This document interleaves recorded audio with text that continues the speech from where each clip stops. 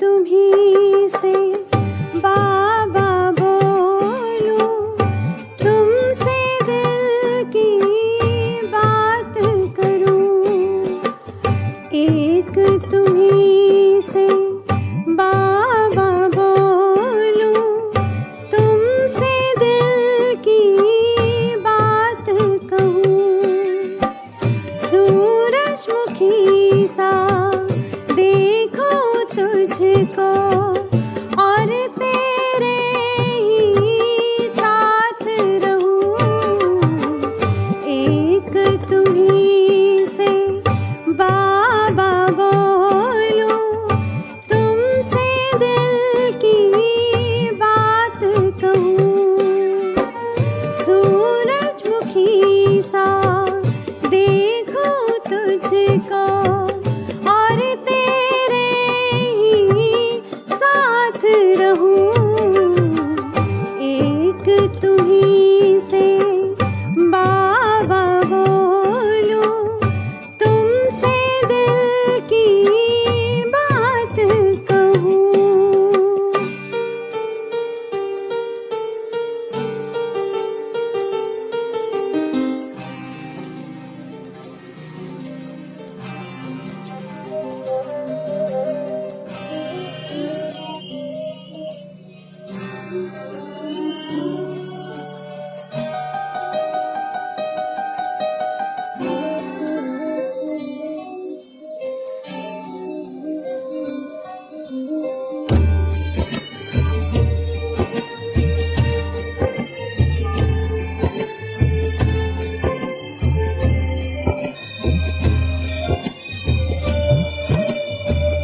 याद तुम्हारी पंख लगाती, पास में हमको बुलाती है।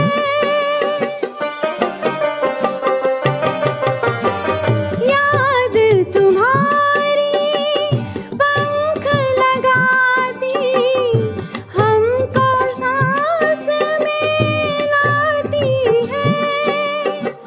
वाणी की बीना प्राणों में नई शक्ति भर जाती है।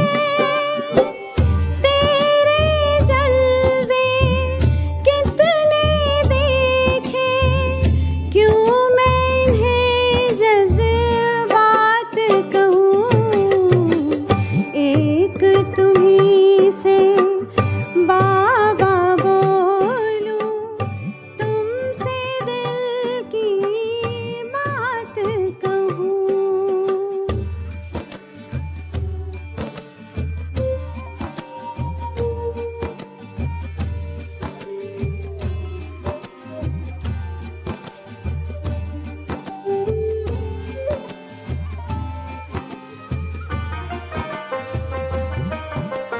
जैसे चांद के पास चमकता प्यारा कोई सितारा है, आंचल में तेरे हम पलते कितना भाग्य हमारा है।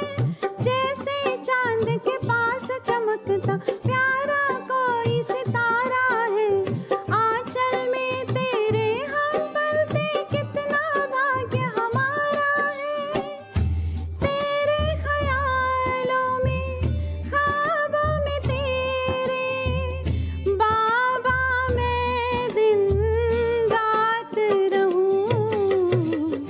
एक तुम्ही से बाबा बोलूं, तुम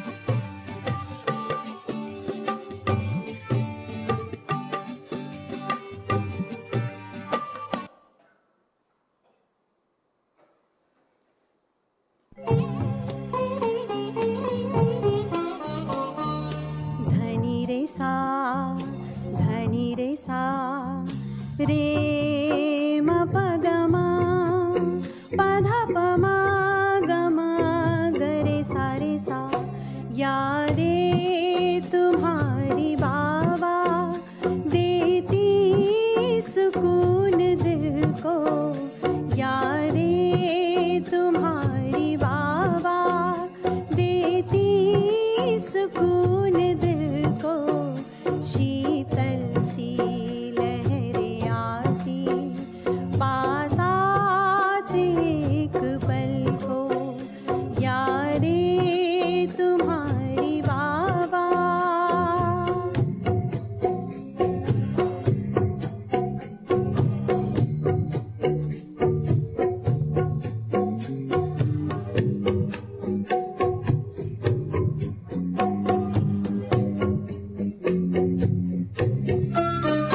तपते पथिक को जैसे मिल जाए तरु की छाया, यादों में ऐसे सागर है शांति का समाया, यादों में ऐसे सागर है शांति का समाया। गहरे अनुभवों के रत्नों को हमने पाया, यादें तुम्हारी बाबा।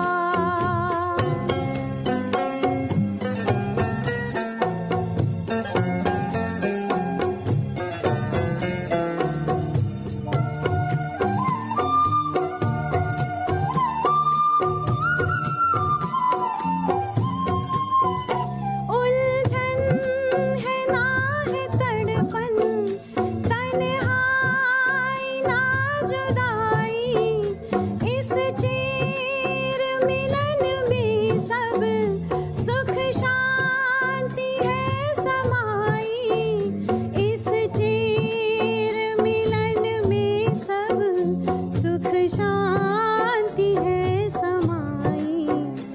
अविनाशी है कमाई जो तुमसे हमने पाई, यादें तुम्हारी बाबा।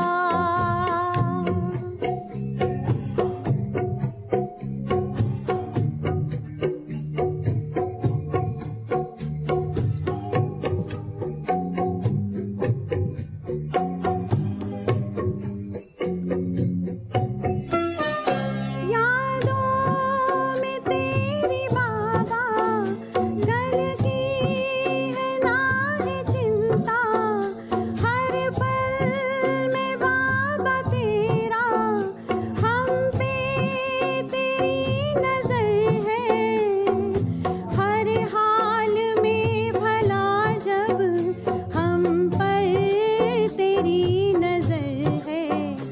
दुनिया देह की अब किसको कहाँ खबर है, यादें तुम्हारी बाबा देती सुकून दिल को, यादें तुम्हारी बाबा देती सुकून दिल को। शीतल सी लहरें आती पास आती एक पल को, यादें तुम्हारी बाबा देती सुकून दिल को, यादें तुम्हारी बाबा।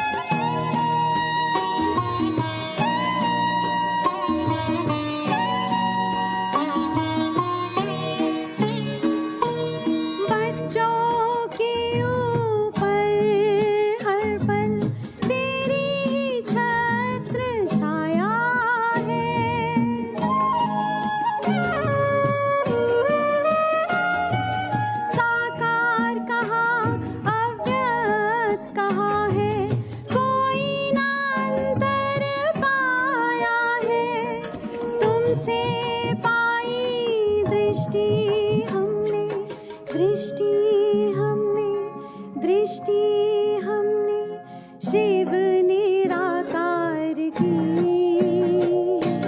आज भी देते हो बाबा पालना साकार की, आज भी देते हो बाबा पालना साकार की।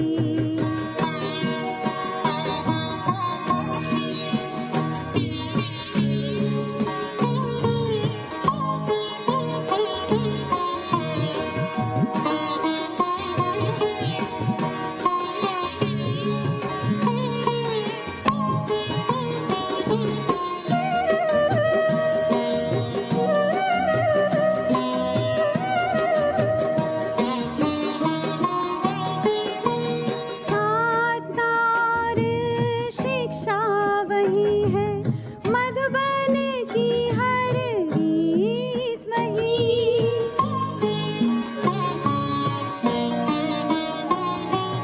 तुमसे ही है जीवन में पाई हमने प्रीत वही, तुमसे ही जीवन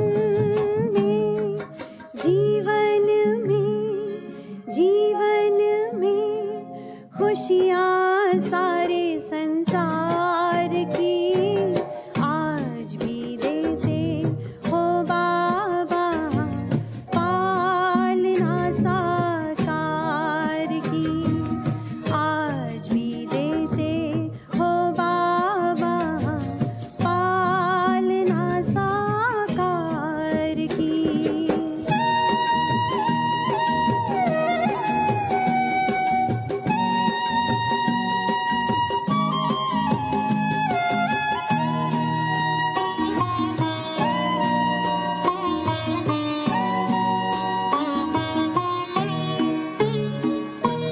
सेवा में सदा साथ का अनुभव सबको कराते रहते हो,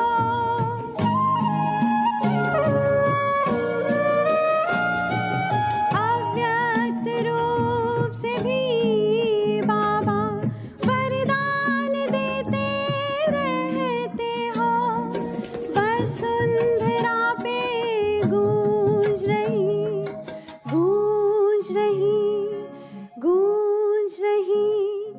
महिमा तेरे उपकार की, आज भी देते हो बाबा पालना साकार की, आज भी देते हो बाबा पालना साकार की, भरते जाते सब यहाँ से झोली तेरे प्यार की, आज भी देते हो बाबा पालना साकार की, आज भी देते हो बाबा पालना साकार की, पालना साकार की, पालना साकार की। ओम शांति।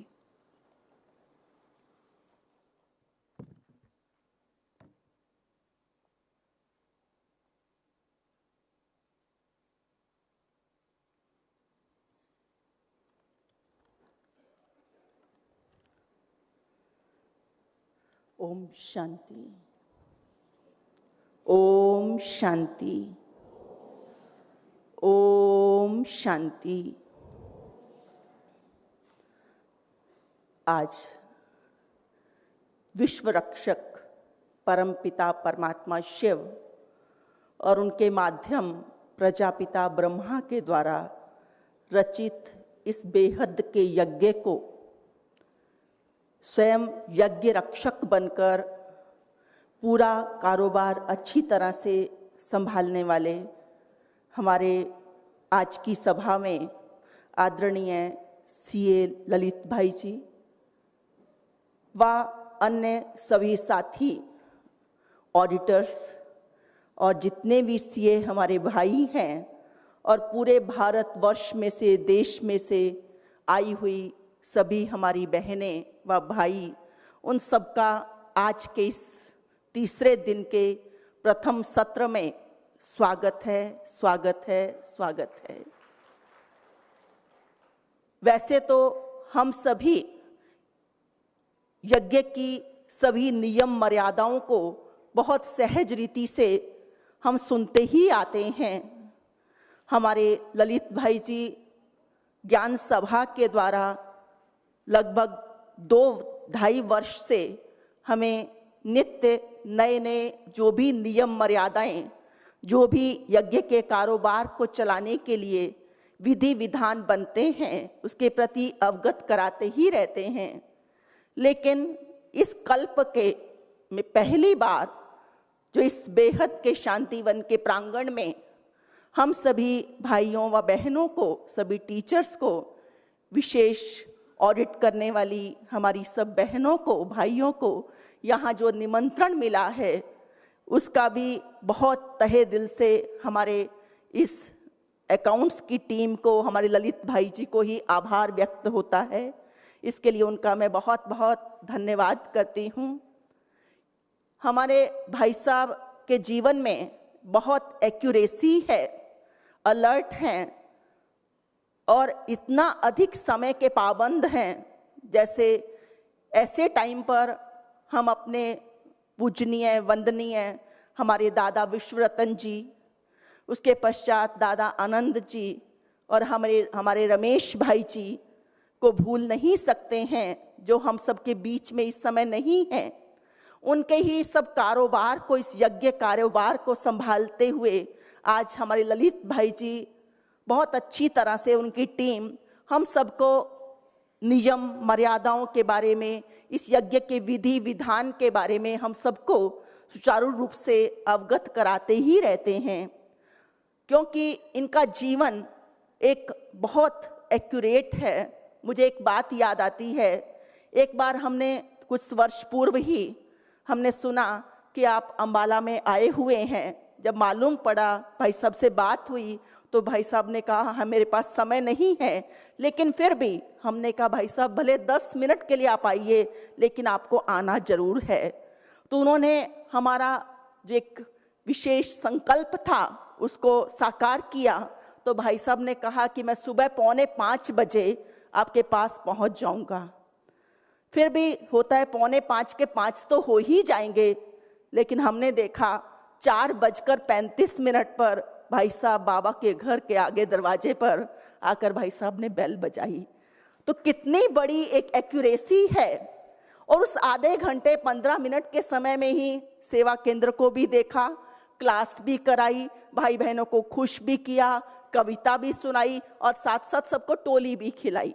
तो इतने थोड़े समय में सभी के अंदर बहुत उन्नति करा देना, सबको इतना बड़ा भावार्थ दे देना, इतना फायदा दे देना, ऐसी सेवा और कोई नहीं कर सकते हैं। इसलिए हमारे भाई साहब का इस यज्ञ में सदा बने रहें, हमारे नित्य नए नियम मर्यादाओं के प्रति हमें अवगत कराते रहें और इनको बाबा हमेशा स्वास्थ्य प्रदान करे और इनकी दीर्घायु हो, ऐसी ही विशेष हम मंगल कामना करते हैं। ओम शांति। क्योंकि आज अब हमें भाई साहब कैश बेसिस अकाउंटिंग के बारे में बहुत अच्छी अच्छी बातें बताएंगे। वैसे 3 दिन से हम सभी सुन रहे हैं, लेकिन आज का ये चैप्टर बहुत विशेष है जो आप सभी अवश्य ही सुनेंगे। ओम शांति।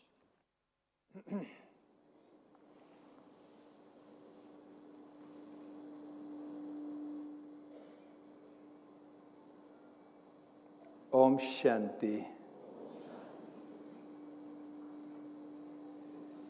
महिमा करना तो कोई ब्रह्मा कुमारी बहनों से सीखे।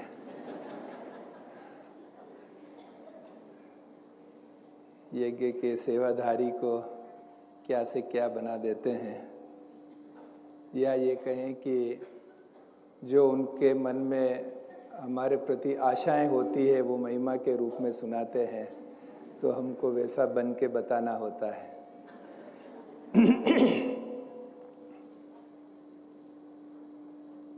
आपको हर वर्ष मार्च मास के सेकंड लास्ट सप्ताह में या लास्ट सप्ताह में एक मैसेज भेजा जाता है कि आप बुक्स में जो भी एडवांसेस खड़े हैं, डिपॉजिट्स हैं, लाइबिलिटीज़ हैं, आप उसको सेटल करो और उसको जीरो करो।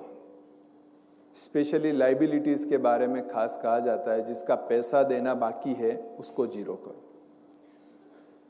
अब ये दुनिया का कानून नहीं है, जो सरकार का बनाया हुआ कानून नहीं है।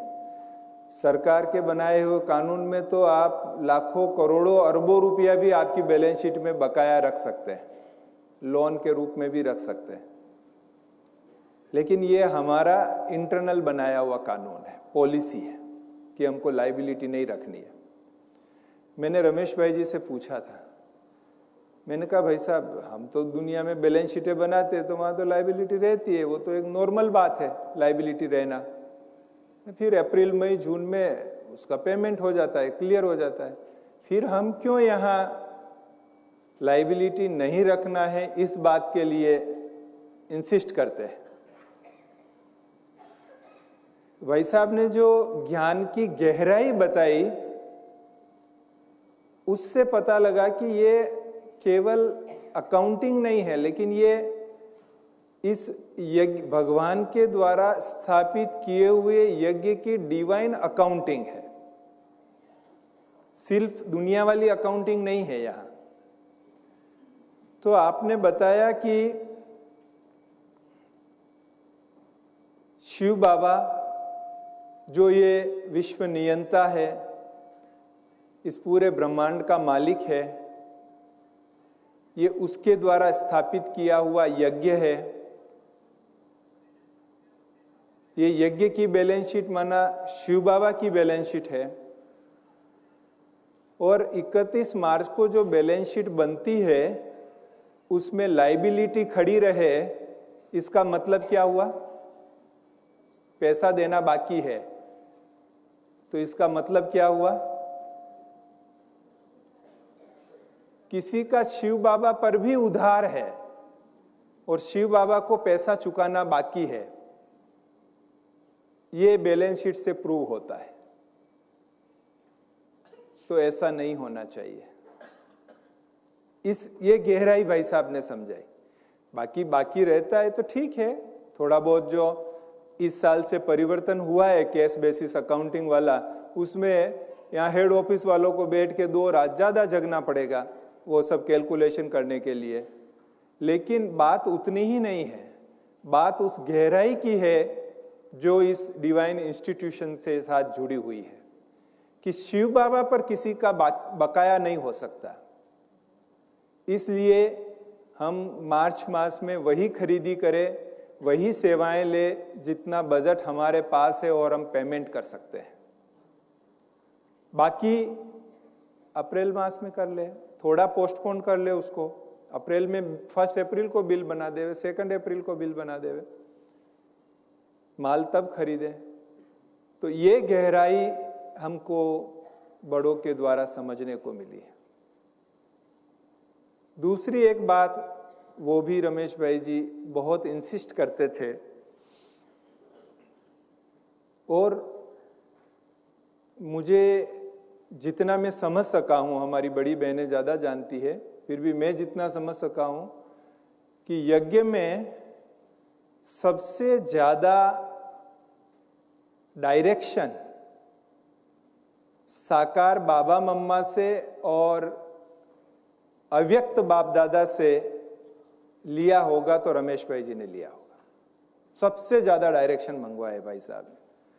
मुझे याद है कुछ भी बात होती थी, भाई साहब चिट्ठी लिखते थे संदेशी जी को, गुलजार दादी जी को, और कि बाबा का डायरेक्शन लेके आओ कि इसके बारे में क्या करना है। अकाउंट कानून संबंधी छोटी से छोटी बात के लिए भी। हाँ, हम ऐसा नहीं कि बाबा से डायरेक्शन लेने के पहले हम कोई मेहनत नहीं करते थे। भाई साहब भी खुद स्टडी करते थे, कंसल्टेंट्स के पास जाते थे। पिछले कुछ सालों से तो हम भी भाई साहब के साथ जाते थे कंसल्टेंट्स के पास, पूरा अलग अलग राय सलाह करते थे, मीटिंग करते थे। वो सब करने के बाद फाइनल डायरेक्शन बाप दादा से मंगाया जाता था कि ये सिचुएशन है, ये विकल्प है, अल्टरनेटिव्स ये हैं, अभी आप बताइए कि क्या करना है। क्यों ऐसा क्यों करते थे? क्योंकि ये भाई साहब की बुद्धि में बहुत गहराई रूप से एक फिक्स था कि इसका मालिक भगवान है, ये हेडक्वार्टर और सभी सेंटर और इस यज्ञ, इसका मालिक भगवान है। हम केवल मैनेजर्स हैं, मैनेजर्स फाइनल डिसीजन नहीं ले सकते, डिसीजन मालिक से पूछ के ही लिया जाता है। और इसीलिए वो हर डायरेक्शन बाप दादा से मंगाते थे और उसको इम्प्लीमेंट कराते थे। ऐसे ही जो कोई बहनें अकाउंटिंग में थोड़ा लेट करते थे या कुछ रिटर्न भरना होता था, कुछ इन्फॉर्मेशन सरकार को देना होता था, उसमें लेट करते थे और उसके कारण कोई पेनल्टी या इंटरेस्ट भरना होता था, तो आपने भी सुना होगा, भाई साहब ने कई बार सभा में कहा है कि शिव बाबा धर्मराज जिसका राइट हैंड है, जो पूरी दुनिया की आत्माओं को कर्मों के अनुसार सजा भी देते हैं, उस शिव बाबा को भी सजा दिलाने वाली हमारी बहनें, जो शिव बाबा को भी सजा दिलाती है। कैसे दिलाती है? टीडीएस भरने की अंतिम तिथि होती है और इंफॉर्मेशन नहीं भेजती है, टीडीएस नहीं भेजती है, तो उसके कारण इंटरेस्ट भी लगता है, पेनल्टी भी लगती है। और भी कोई सरकार को इंफॉर्मेशन देनी होती है और वो समय पर नहीं देते हैं, पेनल्टी और इंटरेस्ट लगता है। तो जो हमारी गलतियों के कारण यज्ञ को इंटरेस्ट और पेनल्टी देनी पड़ रही है, यज्ञ शिव बाबा का है, शिव बाबा का यज्ञ है, तो ये शिव बाबा को पेनल्टी देनी पड़ रही है, शिव बाबा को इंटरेस्ट देना पड़ रहा है। और गलती किसने की है? हमने की है।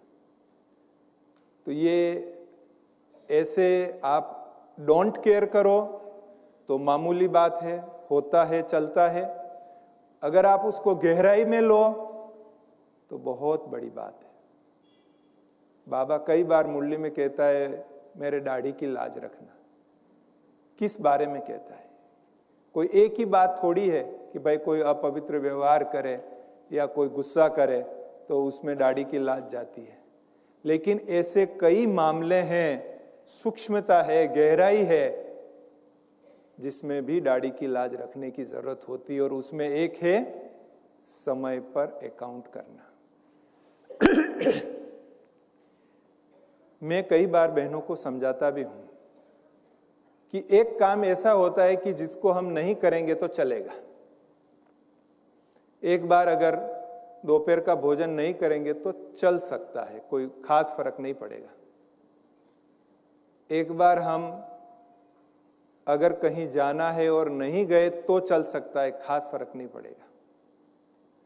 लेकिन अकाउंट हर मास का वो करना ही है, उसमें तो चल नहीं सकता। तो मेरा कहने का भाव यही रहता है कि जो चीज अनिवार्य है, करनी ही है और आपको ही करनी है, तो क्यों नहीं उस कार्य को सबसे पहले करके हम फ्री हो जाएं। छूट तो मिलने वाली है नहीं उसमें, तो जो अनिवार्य है उसको करके फ्री हो जाए, ताकि हम मानसिक रूप से तो वो अंदर पॉपअप नहीं करेगा ना। जैसे हम कोई वेबसाइट देखते हैं तो अचानक पॉपअप आ जाता है कोई दूसरा एडवर्टाइजमेंट का, तो ऐसे ही हम योग करने बैठे और पॉपअप आ जाएगा, अरे अभी तो वो उसको पेमेंट करना बाकी है, अभी तो एंट्री करनी बाकी है, अभी तो सबमिट करना बाकी है। योग में बैठे हैं और पॉपअप कुछ दूसरे आ रहे हैं अंदर माइंड में, वो तो नहीं आएगा। मुझे याद है हमारी एक बहन जी हैं, वो जब पोता मेल मैनुअल पोता मेल लिख के भेजती थी, हर मास उनकी पहली तारीख होती थी पोता मेल पर, हर मास। तो जब मैं ऑडिट करता था तो मैंने वो बहन जी को कहा कि बहन जी ये आपकी हैबिट है 1 तारीख लिखने की, आपने नियम बनाया कि 1 तारीख ही लिख के मैं भेजूंगी, या आप वास्तव में 1 तारीख को पोता मेल तैयार कर देते हो? उन्होंने जो जवाब दिया वो सचमुच मेरे लिए भी एक बड़ा सीखने वाला लेसन बन गया था।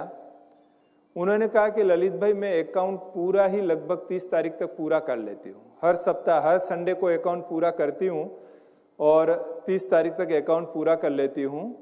और 1 तारीख को मैंने नियम बनाया हुआ है कि 1 तारीख को पोता मेल बनाकर फिर मैं नाश्ता करूंगी। ये हर मास का नियम है उसका कि 1 तारीख को पोता मेल बनाकर साइन करके फिर ही मैं नाश्ता करूंगी। तो मेरा काम हो जाता है, मैं सारा महीना उस टेंशन से फ्री हूं कि पिछले मास का पोता मेल अभी भेजना बाकी। मैंने कहा ये आध्यात्मिक आदत है, ये केवल दुनियावी आदत नहीं है। जो व्यक्ति एक जगह परफेक्ट होगा ना वो सब जगह परफेक्ट होगा। परफेक्ट का उसका संस्कार होगा। और जो अपने संकल्पों का इतना मूल्य करता है, समय उसे मूल्यवान बना देता है। तो ये कुछ ऐसी हमारे इस कारोबार से जुड़ी हुई बातें हैं कि जिसकी गहराई पर हम अगर मनन चिंतन करके उसको इम्प्लीमेंट करेंगे तो ये हमारी आध्यात्मिक उन्नति में, जिस राह के हम राही बने हैं, उसके मंजिल तक पहुंचाने में हमें बहुत बहुत मदद करेगी। आज का जो वर्तमान सत्र का टॉपिक है वो भी इसी पर है, कैश बेसिस अकाउंटिंग। अब जो ये परिवर्तन आए हैं ये सब पिछले 1-2 साल में ही आए हैं, जिसका क्यूमुलेटिव इफेक्ट आप पर अभी पड़ रहा है, वो भार अभी महसूस हो रहा है। अकाउंटिंग तो अकाउंटिंग ही होता है, फिर भी समझने की दृष्टि से और कानून में भी बताया है उस प्रकार से 3 प्रकार की अकाउंटिंग होती है। एक होता है cash basis accounting. Cash basis accounting में क्या होता है, जब आपके पास से रियल में कैश गया या कैश आया, कैश मतलब बैंक भी उसी में समझना आप, हम खाली कैश कह रहे हैं लेकिन बैंक भी, कैश बैंक एक ही माना जाता है। तो एक्चुअल जब पैसा गया या आया उस समय उसकी अकाउंटिंग करने का, ये कैश बेसिस अकाउंटिंग है। जैसे कि कॉन्ट्रैक्टर आया, काम करके गया, बिल दिया, लेकिन पेमेंट आपने उसको नेक्स्ट महीने में किया। तो कैश बेसिस अकाउंटिंग में क्या होगा कि काम भले पिछले मास में हो गया, बिल भी दे दिया, लेकिन जब पेमेंट आपने नेक्स्ट महीने में किया तो अकाउंटिंग कब होगा? नेक्स्ट महीने जब आप पेमेंट कर रहे हो तब होगा। आपके पास चेक आया 28 मार्च को, सैटरडे संडे आ गया, छुट्टी थी, आपने 1 अप्रैल को चेक भरा, चेक की डेट 28 मार्च है, आपने भरा 1 अप्रैल को और क्लियर हुआ वो 4 अप्रैल को। तो कैश बेसिस में अकाउंटिंग कब करेंगे उसका? 4 अप्रैल को करेंगे, भले चेक 28 मार्च का था।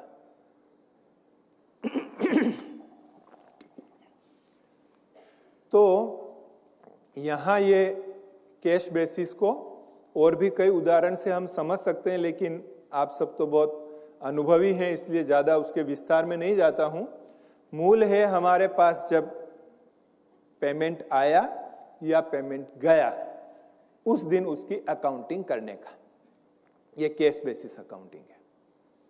अब इसमें एक्चुअली देखा जाए तो खर्च पिछले साल का था, मार्च का था कॉन्ट्रैक्टर का, पर वो अकाउंटिंग हुआ नेक्स्ट ईयर में, क्योंकि पेमेंट हमने नेक्स्ट ईयर किया। इसी प्रकार से दूसरा है मर्केंटाइल सिस्टम।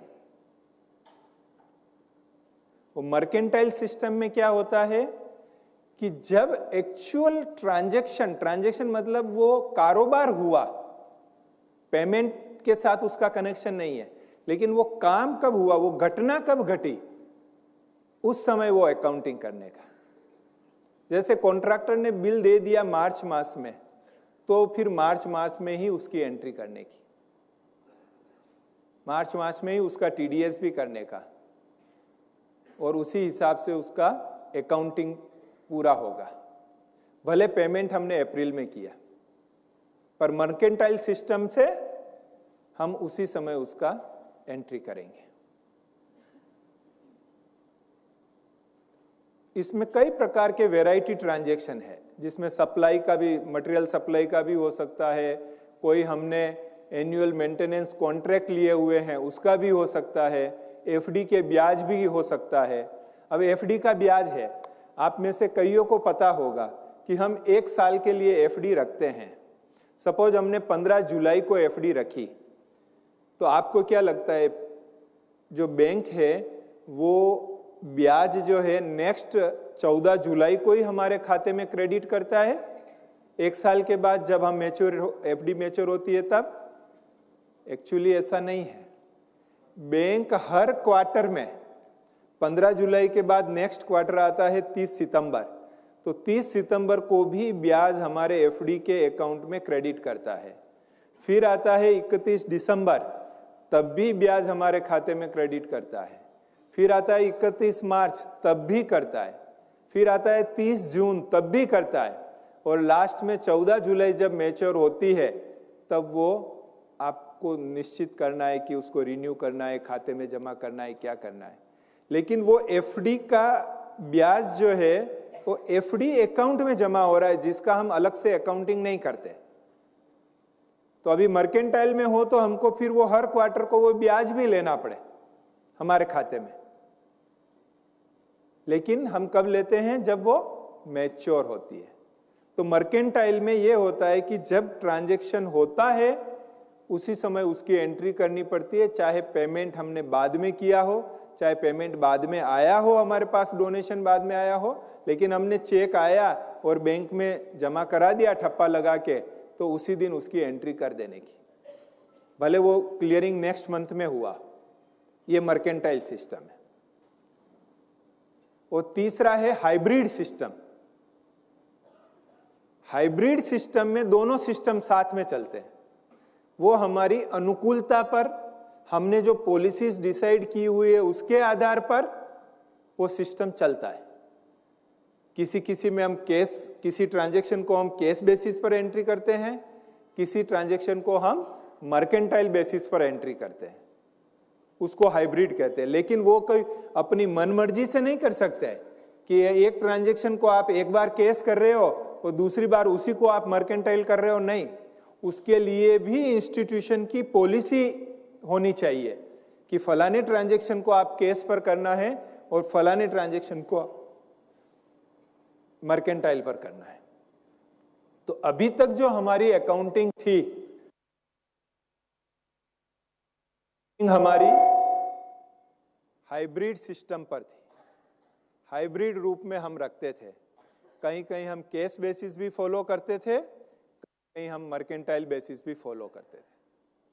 लेकिन अब इस वर्ष से जो रिटर्न भरना है वो income tax return cash basis पर ही भरना है। ये कंपलसरी हो गया है कि रिटर्न हमें कैश बेसिस पर भरना है। अब जब रिटर्न कैश बेसिस पर भरना है तो हमें अकाउंटिंग भी कैश बेसिस पर ही करनी है, ऐसा यज्ञ ने डिसाइड किया है कि कैश बेसिस पर अकाउंटिंग करनी है, ताकि जो इनकम और एक्सपेंसेस का सूची बनाकर रिटर्न में लगानी होती है, स्टेटमेंट बनाकर लगाना होता है, वो हम उसी प्रकार से लगा सके। इसलिए कैश बेसिस अकाउंटिंग कंपलसरी हो गया है कि उसी बेसिस पर हमको अकाउंटिंग करना है। उसके लिए हमने आपको सर्कुलर भी एक एसओपी बनाया हुआ है 21 अगस्त 2022 को, और वो एसओपी आपको भेजा हुआ भी है बीके अकाउंटेंट ग्रुप में। ये एसओपी थोड़ा सा नया नाम हो सकता है आपके लिए, जो फिनेंशियल न्यूज़ पढ़ते होंगे उनके लिए नया नाम नहीं है। एसओपी माना स्टैंडर्डाइज ऑफ प्रोसेस, जो हमारी प्रोसेस है पूरा, स्टैंडर्ड ऑपरेटिंग प्रोसीजर, ये उसका फुल मीनिंग है। मतलब किसी कार्य को किस रीति से करना है उसका एक स्टैंडर्डाइज प्रोसीजर बनाया हुआ है, उसको एसओपी कहते हैं। तो अभी हम हर चीज की एसओपी बनाते जा रहे हैं और जैसे जैसे फाइनल हो रही है आपको भेजते भी जा रहे हैं। भंडारी की एसओपी बनाई हुई है, डोनेशन की एसओपी बनाई हुई है, कैश बेसिस की एसओपी बनाई हुई है। ये सारे एसओपीज आपको भेज रहे हैं कि इसका कैसे आपको अकाउंटिंग करना है। तो वो एसओपीज, और ये एसओपीज आपको देखनी हो तो आपको कनेक्ट वन की डॉक्यूमेंट लाइब्रेरी में रेडीली हर समय अवेलेबल होगी, जो एसओपीज तैयार हो चुकी है। कुछ एसओपीज अभी बनानी है जो हम समय निकाल कर फिर पूरी टीम बनाएंगी, लेकिन जो तैयार है वो डॉक्यूमेंट लाइब्रेरी में रखा हुआ है। तो ये केस बेसिस अकाउंटिंग का एसओपी भी अगस्त मास में ही आपको भेजा हुआ है। तो उसके आधार पर हमें केस बेसिस पर एंट्रीज करनी है। अब दिक्कत क्या होती है कि जब आप एंट्रीज करते हैं, बिल स्कैन करके अपलोड करते हैं, तो बिल पर डेट होती है जून मास की।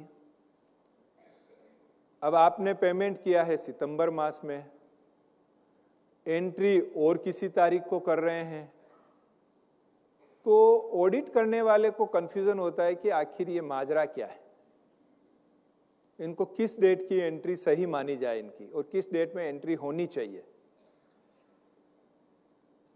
इस दुविधा से निकलने के लिए, कंफ्यूजन को दूर करने के लिए एक बहुत सिंपल सिस्टम बनाया, जो आपको बताया भी गया और मधुबन से आपको प्रैक्टिकल दिया भी गया। एक रबर स्टैंप बनाया पेड का, PAID, पेड का एक रबर स्टैंप बनाया, जो मधुबन से सभी सेंटर वालों को अनाउंस किया गया था और मेजॉरिटी सेंटर्स वाले ले भी गए। 5-6 हजार रबर स्टैंप बना के यहाँ रखे हमने और सब एक एक सेंटर वाले लेके गए। तो आपको बिल वाउचर्स पर वो एक पेड का स्टैंप लगाना है, और उस पेड के स्टैंप में ये लिखना है कि अमाउंट भी आएगी उसमें, चेक डेट या ट्रांसफर डेट भी आएगी, और ट्रांसफर नंबर आएगा, चाहे चेक नंबर या NEFT RTGS किया है तो उसका नंबर, वो उस स्टैंप में आएगा। तो वो स्टैंप लगाने के बाद आपको उसको स्कैन करके अपलोड करना है। जो कैश मेमो है, कैश मेमो जिसका कैश पेमेंट हुआ है, कैश पेमेंट करके ही आप आए हैं और कैश मेमो दिया है दुकानदार ने, उस पर वो स्टैंप लगाने की जरूरत नहीं है। क्यों? क्योंकि कैश मेमो में वही तारीख लिखी हुई होती है जिस तारीख को आप पेमेंट करते हो। तो कैश मेमो में अलग से कुछ करने की जरूरत नहीं पड़ती है। तो आप दुकान में गए, सामान खरीदा, पेमेंट किया, 3000 रुपया पेमेंट दिया, उन्होंने कैश मेमो निकाल के दिया, उसमें उसी तारीख ऊपर डेट डाली हुई होगी, उसी दिन की जिस समय आपने पेमेंट किया, और उसी दिन आपको एंट्री करना है। एंट्री भले आप 10 दिन बाद कर रहे हो, लेकिन एंट्री की डेट क्या होगी? जिस दिन आप वो बिल कैश मेमो के ऊपर तारीख लिखी हुई है।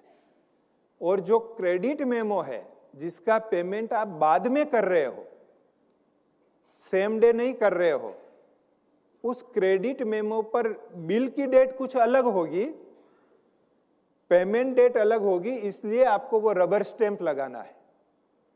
और उस रबर स्टैंप में डेट लिखी हुई होगी पेमेंट की डेट, और उस पेमेंट की डेट को आपको एंट्री करना है।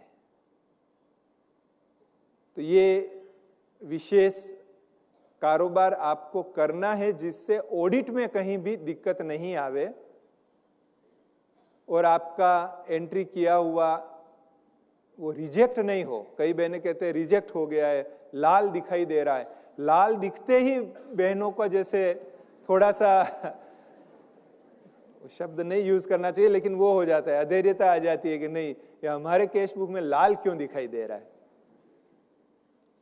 तो हम भी चाहते हैं कि लाल नहीं दिखाई दे, तो इसीलिए ये जो पेड वाला सिस्टम है वो रबर स्टैंप आपको लगाना है। अभी भी मैं समझता हूँ यहाँ थोड़े बहुत स्टैंप तो स्टॉक में होंगे, तो हमारे जो सेकंड फ्लोर पर मनोज भाई बैठते हैं वो हर एक को स्टैंप देते हैं। जिनका भी बाकी रह गया हो वो ले जा सकते हैं, और फिर ज़रूरत पड़ेगी तो हम और भी करवा देंगे, तैयार करवा देंगे, उसका हर्जा नहीं है। उसका सैंपल भी वैसे हमने आपको भेजा था, जो सर्कुलर भेजा था उसमें सैंपल लगा के भेजा था। कोई बड़ी बात नहीं है, 20-25 रुपये का 50 रुपये का स्टैंप होता है, आप अपने वहाँ भी बनवा सकते हो। लेकिन फिर भी चूंकि छोटे छोटे काम के लिए बहनों को तकलीफ देना ठीक नहीं, इसलिए हमने यहाँ बना के रख लिया कि आप यूज़ कर सकते हैं। इसमें जब ये सर्कुलर भेजा तब उसमें कुछ एग्जाम्पल्स भी हमने लिख के भेजे थे, ये SOPs जब भेजा गया तो वो एग्जाम्पल में जस्ट आपको इसलिए सुना देता हूँ ताकि हर प्रकार की बात आपके ध्यान में आ जाए। बिल की तारीख 12 जुलाई है, पेमेंट 2 अगस्त को किया है, तो कनेक्ट वन में एंट्री भी 2 अगस्त को होगी, न कि जुलाई मास में होगी। बिजली का बिल प्राप्त हुआ 27 मार्च को, पेमेंट 3 अप्रैल को कर रहे हैं, तो एंट्री कब करेंगे? बिल 27 मार्च का है, फिर भी एंट्री 3 अप्रैल को ही करेंगे।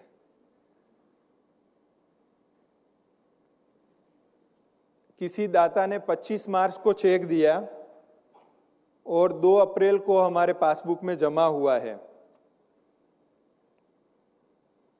और उसको डोनेशन की रसीद चाहिए मार्च मास की ही, तब एंट्री कब करेंगे? कब करेंगे?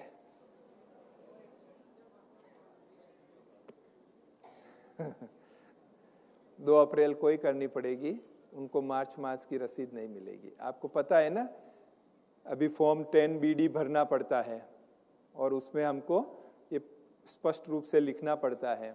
इसलिए अगर कोई आपके पास आता है और कहता है कि हमको मार्च मास में ATG चाहिए, एक्चुअली 2 अप्रैल हो चुका है, फिर भी वो आपके पास आ रहा है कि हमको मार्च मास में ATG चाहिए, हम आपको मार्च मास का चेक दे देते हैं, आप हमको मार्च मास की रसीद दे दीजिए, तो बताइए कि संभव नहीं है। हाँ, अगर कोई आपके पास 27-28 मार्च को भी आता है और कहता है कि हमको मार्च मास की रसीद चाहिए और ये चेक ले लीजिए, और आपको लगता है कि चेक जमा कराएंगे तो क्लियर नहीं होगा, तो आप उसको यही कहिए कि आप हमको चेक नहीं दीजिए, लेकिन आप ऑनलाइन ट्रांसफर कर दीजिए, RTGS कर दीजिए, NEFT कर दीजिए, ताकि आपको 27-28 मार्च को संस्था के बैंक अकाउंट में जमा हो जाए और आप उसकी मार्च मास में ही रसीद दे सको। इसलिए उनको RTGS NEFT करवाना है, चेक नहीं लेना है लास्ट डेट्स में।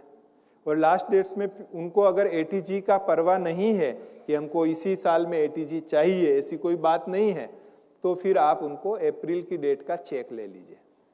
चेक के लिए मना नहीं करिए कि आप चेक नहीं दो, लक्ष्मी आई हुई तो मना तो नहीं करना चाहिए, तो मना नहीं कीजिए, लेकिन आप क्या कहेंगे? अप्रैल मास का चेक दे दीजिए, ताकि अप्रैल मास में ही जमा हो, अप्रैल में ही एंट्री हो और सहज रीति से ये कारोबार हो सके।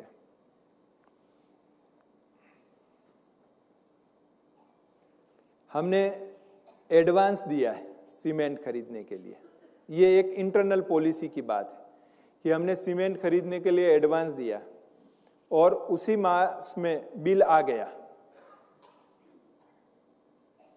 और माल भी आ गया, तो हम एडवांस दिया उसी तारीख को एक्सपेंसेस की एंट्री कर लें। लेकिन अगर ये वर्ष चेंज हो रहा है तो फिर हमको उसको पेमेंट की एंट्री तो करनी पड़ेगी, बाकी बैंक टैली नहीं होगा, तो हमको फिर एडवांस में खड़ा रखना पड़ेगा। ये एक थोड़ा स्पेशल ट्रांजैक्शन है जिसके लिए हम आपको अवॉइड करने को कहते हैं कि हो सके तो आप अप्रैल में एडवांस दो, या एडवांस देते समय कहो कि भाई हमारा ट्रांजैक्शन भी मार्च में पूरा हो जाए, आप उसी हिसाब से माल भेज देना, बिल बना के भेज देना। अभी एक बहन का मुझे मैसेज आया कि भाई जी वो एडवांस दिया हुआ है 1-2 लाख का कुछ था, तो कि हम मार्च में बिल ले लेवे क्या, भले माल नहीं आया है, माल तो अप्रैल में तैयार होगा तब आएगा, पर हम मार्च का बिल ले लेवे क्या एडवांस सेटल करने के लिए। हमने कहा आप मार्च का बिल कैसे ले सकते हैं, क्योंकि आपको पता है अभी बिल के साथ, केवल बिल ही नहीं, बिल के साथ ई वे बिल लेना भी जरूरी है। 50,000 रुपये से ज्यादा का ट्रांजैक्शन है तो ई वे बिल लेना भी जरूरत है। और ई वे बिल कब आएगा, जब माल एक्चुअल में डिस्पैच होगा, तो वो ट्रक के साथ, उस व्हीकल के साथ वो ई वे बिल आएगा। तो अभी आप बिल कैसे ले सकते हैं। और ई वे बिल में तो अभी इतना स्ट्रिक्ट हो गए हैं, इतना कर दिया है कि वो ट्रक नंबर भी डालना पड़ता है, और ट्रक में वो जीपीएस सिस्टम लगवा दिए हैं कि वो ट्रक उस रोड पर गई कि नहीं गई वो भी सरकार और जो है हमारे जीएसटी डिपार्टमेंट वाले वो ट्रैकिंग रखते हैं। तो ये एक बहुत इम्पोर्टेंट, हमने आज एक बहुत बड़े ऑफिसर को इनवाइट किया है, वो आएंगे और वो इसको आपको इसके बारे में बताएंगे कि सरकार कितनी सचेत हो चुकी है। वो हमको देखना है कि वो पूरा बताएंगे कि कैसे ट्रैकिंग रख रही है सरकार, हर मूवमेंट का ट्रैकिंग रख रही है। अच्छा, बिल भी जो है आपको बता देवे कि ये जेठवा है, इनको कॉल करो।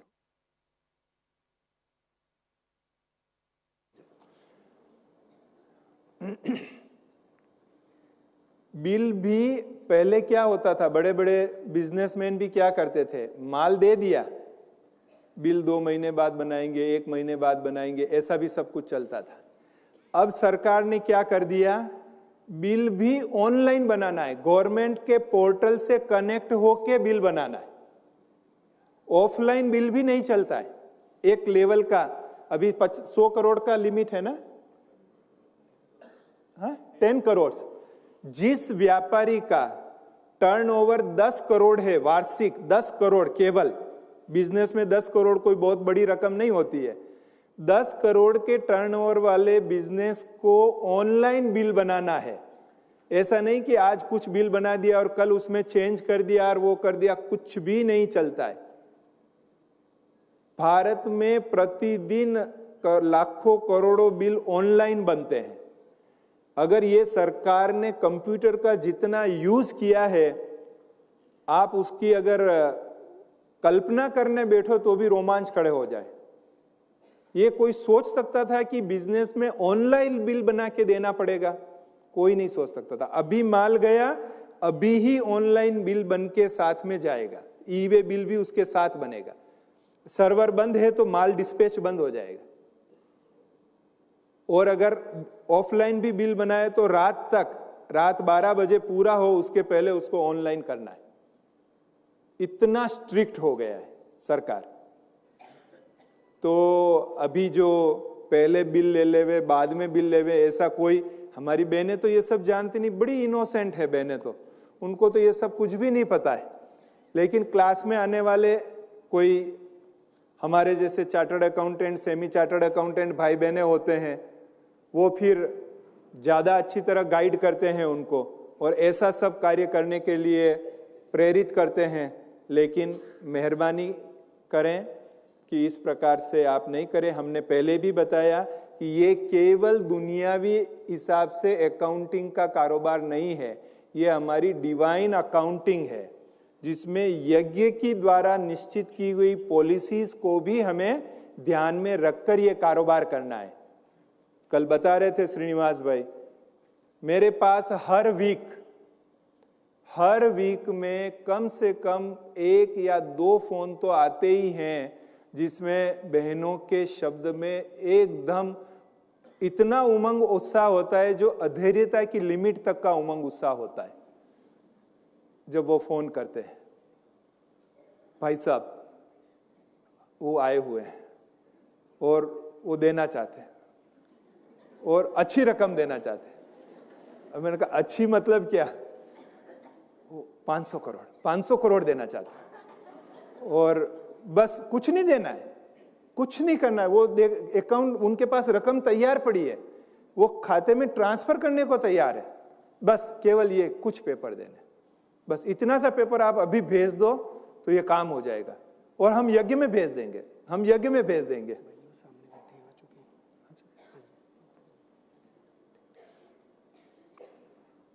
ऐसे मेरे पास फोन आते हैं, मुझे बहुत नम्रता से, धीरज रख के, शांति से समझाना पड़ता है, बहन जी आपके पास टोली का डिब्बा रखा है बाजू में?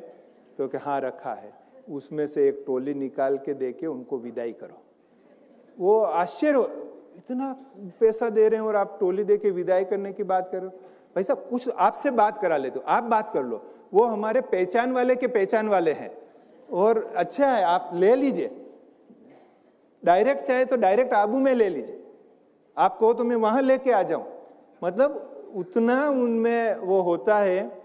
और मैं तब कहता हूं ना मेरे को बात करनी है उनसे, ना आपको कुछ बात करनी है, आप कृपया टोली दे के विदा कर दीजिए उनको।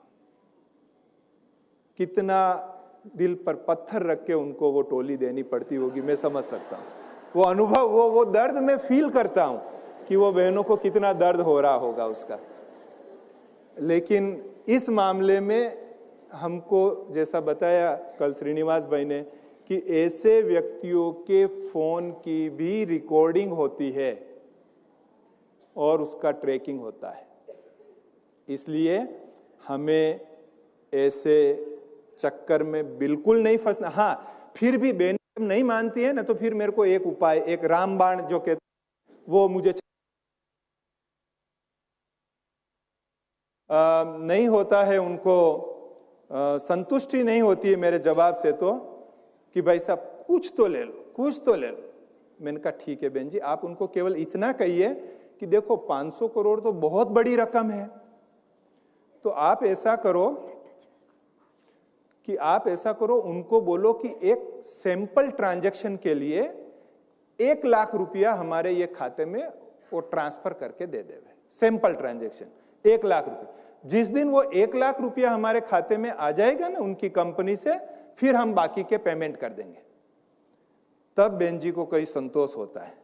फिर वो कहती है उनसे कि ये हमारा बैंक अकाउंट है, इसमें आप 1 लाख रुपया ट्रांसफर कर दो। और उसके बाद वो भाई कभी भी दिखाई नहीं देता है मेरे पास। सेकंड टाइम वो बहन जी का मेरे पास फोन आया ही नहीं। इसका मतलब मैं क्या समझूं कि वो 1 लाख रुपया उनके खाते में नहीं आया है। तो ये एक इस प्रकार की कई बातें होती है। वर्तमान समय में इन सब से हमको न्यारा प्यारा हो जाना है। ये सब फैब्रिकेशन है और ये हमको फैब्रिकेटेड इन कारोबार में नहीं जाना है। लोग करना ही नहीं है। मैं कई बार बहनों को देता हूं, 100 रुपया भी कोई आपको फ्री दे रहा है ना, आप इंटेंशन पहले समझ लो कि वो क्यों दे रहा है। उस इंटेंशन को समझकर ही आप उसके साथ व्यवहार करो। कहीं वो आगे आपके लिए मुसीबत खड़ा करने वाला नहीं हो। 100 रुपया भी कोई फ्री दे रहा है तो बाबा की भंडारी है, डाले, उसका भाग्य जमा हो रहा है। बाकी इस मामले में बहुत समझकर कारोबार करना है। इसी प्रकार से हमारा इंश्योरेंस क्लेम होता है। तो इंश्योरेंस क्लेम में क्या होता है, पहले हम इंश्योरेंस क्लेम खड़ा करते थे और उसके बाद जब क्लेम आता था 6 महीने बाद, 1 साल बाद, उसका हम एंट्री करते थे। अभी हमको क्या करना है, केस बेसिस के कारण हमको इंश्योरेंस का, जो इंश्योरेंस जैसे व्हीकल का एक्सीडेंट हुआ तो उसकी रिपेयरिंग का खर्चा हमको रिपेयरिंग में डाल देना है। क्लेम लॉस कर देंगे। जब क्लेम का पैसा आएगा उस समय हमको क्लेम खड़ा करना है और क्लेम सेटल की एंट्री करनी है। ये आपको ध्यान में रहे। और इसका डिटेलिंग इस एसओपी में बताया हुआ है, तो आप उसको एक बार और ध्यान से पढ़ लेना और उससे संबंधित कोई भी बात है तो आप हमें पूछ सकते हैं। सबसे इंपॉर्टेंट बात जो उसमें एफडी का इंटरेस्ट और उस पर टीडीएस की, वो बहुत इंपॉर्टेंट बात है, क्योंकि जैसे बताया ना, हर क्वार्टर में इंटरेस्ट जो है बैंक जमा करता जाता है।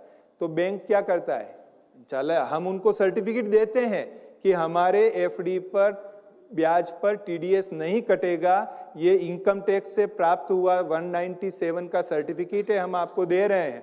फिर भी कुछ बैंक में एंट्री होती है, नहीं होती है, और वो टीडीएस काट लेते हैं कभी कभी। या कभी आपने बैंक को इन्फॉर्म नहीं किया और एफडी बना दी तो भी वो टीडीएस काट लेते हैं। तो उस टीडीएस की एंट्री जो है ना, उसके लिए जो खास नियम बनाया है कि अगर उस एफडी की मैच्योरिटी इसी मार्च मास तक है, 2022-23 में है, तो फिर जो आपको टीडीएस काटा है उसका इंटरेस्ट सर्टिफिकेट आपको लेना है, और उसी तारीख में, जिस तारीख में टीडीएस कटा है उसी तारीख में टीडीएस की एंट्री करनी है। कौन से एफडी की? जिसकी मैच्योरिटी अभी 31 मार्च तक है। उस केस में टीडीएस की एंट्री भी आपको उसी समय करनी है जब टीडीएस कटा है। अगर मैच्योरिटी नेक्स्ट ईयर है, 1 अप्रैल 2023 के बाद मैच्योरिटी है, तो फिर आपको टीडीएस भले इस साल में कटा है लेकिन उसकी एंट्री भी आपको नेक्स्ट ईयर में करनी है इनकम टैक्स रिटर्न। और उस सुविधा के हिसाब से हम उस टीडीएस को कैरी फॉरवर्ड करके नेक्स्ट ईयर के रिटर्न में क्लेम कर सकते हैं। इसलिए अब टीडीएस के मामले में एक चीज केवल आपको ध्यान में रखनी है कि वो एफडी की मैच्योरिटी कब की है। अगर मैच्योरिटी इसी साल की है तो एंट्री, अगर मैच्योरिटी नेक्स्ट ईयर की है तो फिर टीडीएस नेक्स्ट ईयर में आपको एंट्री करनी होगी। तो ये कैश बेसिस अकाउंटिंग की कुछ मुख्य बातें थी जो मैंने आपको ध्यान में दिया है। उसमें जो लाइफ मेंबरशिप, जो हमारे मैगजीन वाले भाई बहनें यहाँ बैठे हुए हैं जो मैगजीन निकालते हैं, तो उनके लिए ध्यान में रहे कि लाइफ मेंबरशिप जब हमको एंट्री करनी है, जब वो लाइफ मेंबरशिप मिलती है, हमारे यहाँ जमा होती है, उसी समय उसको मेंबर बनाना है। उसके पहले एडवांस में उसको मेंबर नहीं बना सकते हैं। आरईआरएफ में वैल्यू एजुकेशन से संबंधित स्टूडेंट्स की जो फीस हमको प्राप्त होती है उस समय उसकी एंट्री करनी है हमें। सैलरी वेजेस भी जो होता है वो मार्च का हम अप्रैल में भुगतान करते हैं तो अप्रैल में पेमेंट करनी है। अगर हम, बेटर तो ये है कि मार्च की सैलरी का हम मार्च में ही भुगतान कर देवे। जो हमारे यहाँ काम वाले आते हैं उनको जो पेमेंट करना होता है मार्च का मार्च में करके उसकी हम एंट्री कर देवे।